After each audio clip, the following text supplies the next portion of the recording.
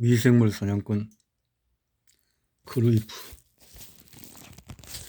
미생물 사냥꾼에 대해서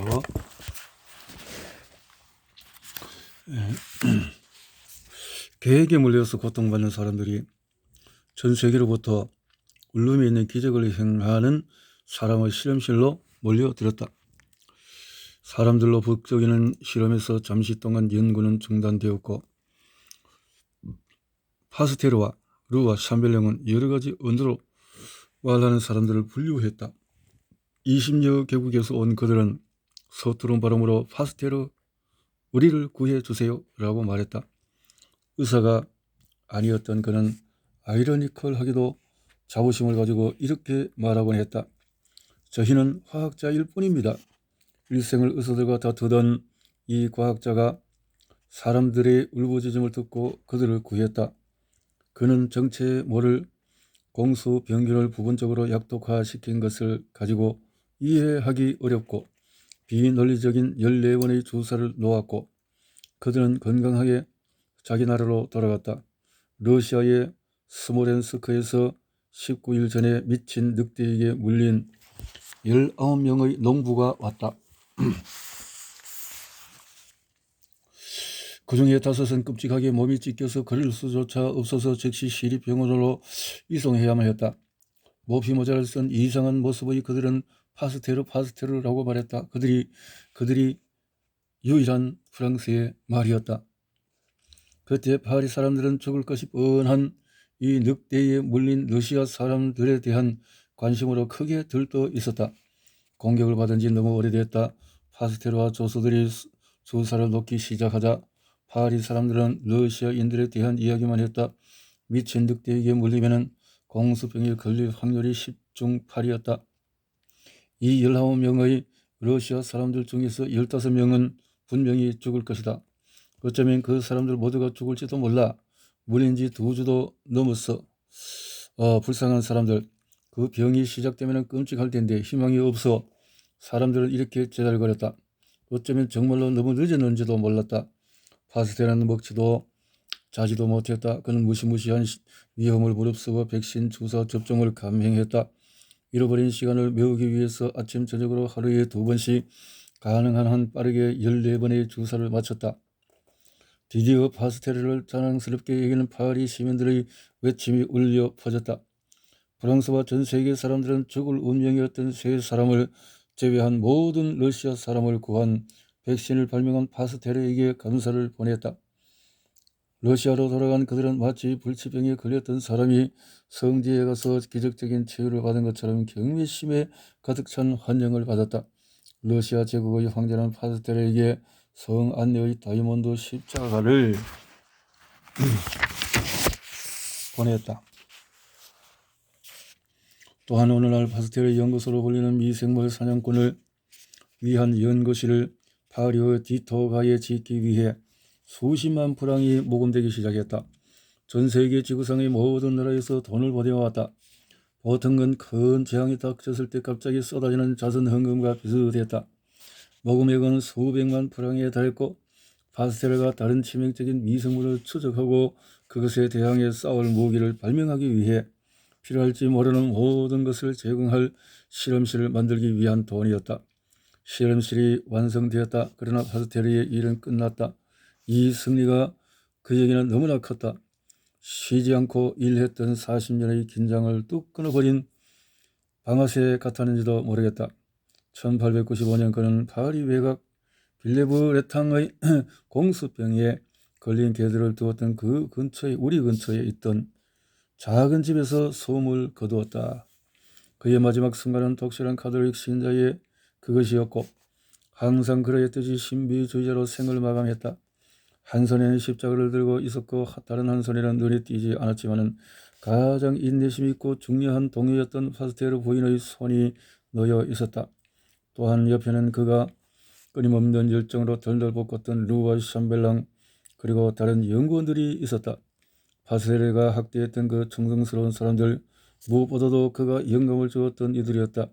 죽음에 맞선 파스테르의 무지막지한 전투를 수행하기 위해 죽음을 무릅썼던 그들은 이제 할 수만 있다면 파스텔을 살리기 위해서 죽을 수도 있었다.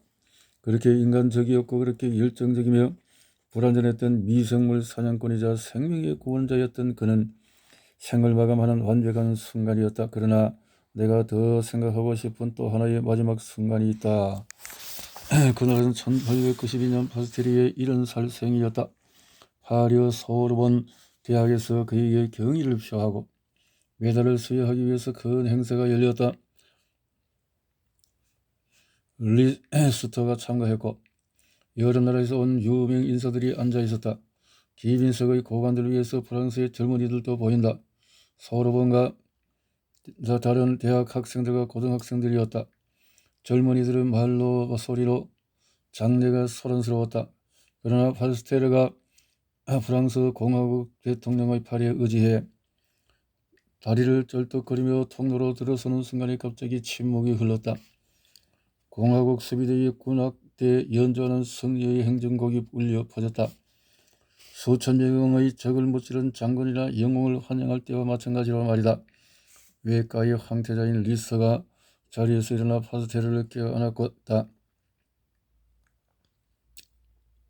수염이 하얀 중요 인사들과 맨 위층 학생들의 탄성이 울렸고 갈채 소리로 벽이 흔들렸다. 마침내 노년의 미생물 사냥꾼이 연설을 시작했다. 사납게 논쟁하던 목소리는 사라지고 그의 아들이 대신 말했다. 그의 마지막 연설은 희망에 찬가였다. 생명을 구하려는 희망에 대한 것이라기보다는 인간이 걸어야 할 새로운 삶의 길을 위한 일종의 종교적인 외침이었다. 그는 학생들을 향해 외쳤다. 아무 쓸모도 없는 회의론에 빠져서 여러분 자신을 더럽히지 마십시오. 전 인류에게 닥친 슬픔 때문에 여러분 자신이 낙담하지 않도록 하십시오. 실험실과 도서관의 고요한 평화 속에서 사십시오. 먼저 여러분 자신에게 물으십시오. 배움을 위해 나는 무엇을 했는가? 그리고 여러분이 점차 발전하면서 조국을 위해서 나는 무엇을 했는가? 라고 물으십시오. 여러분이 어떤 방식으로든 인류의 발전과 복지에 기여했다고 생각하면서 무한한 행복을 느낄 때까지. 이렇게 한 시대의 파스테르가 자기의 일을 소임을 마치고 그 다음에 이어서 에밀과 에밀 베링, 기니피그를 대량 학살한 마이크로 헌테스에 대해서 그들이 그렇게 많은 기니피그를 죽였던 것은 아기들을 살리기 위해서였다. 파스테르의 광신적인 조력자였던 에밀 르는 1888년 파스테르가 내려놓았던 무기를 집어들고 자신의 연구를 시작했다. 곧 디프테리아균에서 스며나오는 이상한 독소를 하나 발견했다. 순수하게 정제된 이 온스 1온스만 있으면 7만 5천 마리의 큰 개를 죽이고도 남았다. 몇 년 후에 로베르토 코우가 그의 기력치료제 때문에 좌절한 사람들의 욕설을 들으며 능욕당하고 있는 동안에 그의 제자 에밀 베링은 이상한 발견을 했다. 기니피그의 혈액에 있는 어떤 미지의 물질이 치명적인 디프테리아 독소를 완전히 해독시킬 수 있음을 알아낸 것이다. 이 두 에밀은 코후의 재앙 때문에 좌절했던 사람들의 희망을 소생시켰다.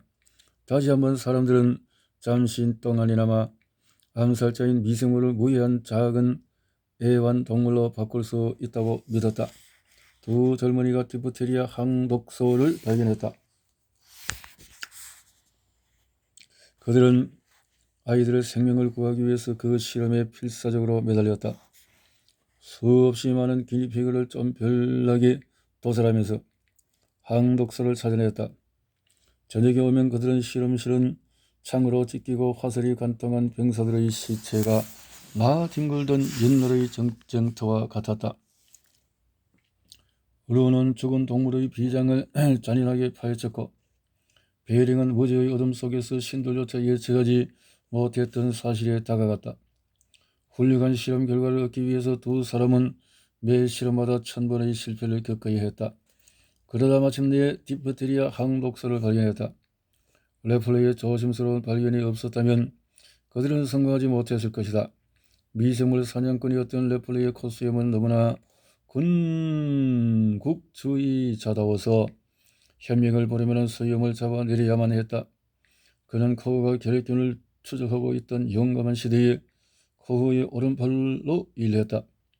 디프테리아는 100년 동안 대여섯 번씩 오르락내리락 하면서 맹렬한 공격을 해왔는데 1880년대 초에는 더욱 살인적으로 기승을 부렸다. 소아병동은 절망적으로 울음짖음으로 가득했다. 호흡 곤란을 예고하는 콜록콜록 기침 소리가 들렸다.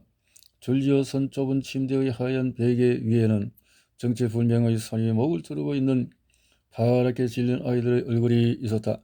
이런 병실을 희망이 없다는 것을 활기찬 모습으로 숨기려고 애쓰는 의사들의 회진이 돌았다. 침대에 누워있는 10명의 아이 중에서 5명이 사망했다.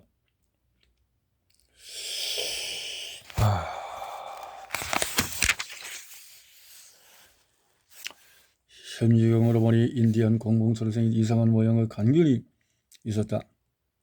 염색된 미생물은 아름다운 파란 점을 가진 줄무늬 막대 모양이었다. 거의 모든 목구멍에서 이런 이상한 간균이 관찰되었다. 그는 서둘러서 스승 코우에게 그것들을 보여주었다. 코우는 틀림없이 레플레이의 손을 잡고 발견의 길을 인도했을 것이다. 성급히 결론을 내릴 필요는 없네. 자네는 이 미생물을 순수하게 배양해야만 하네. 그리고 나서 그 배양액을 동물들에게 주사해야만 해. 그 동물들은 사람의 디프테리아와 똑같은 병에 걸린다면 그때는 코우는 아마도 이렇게 말했을 것이다. 끔찍하게 현학적이고 조심스럽게 진리를 탐구하는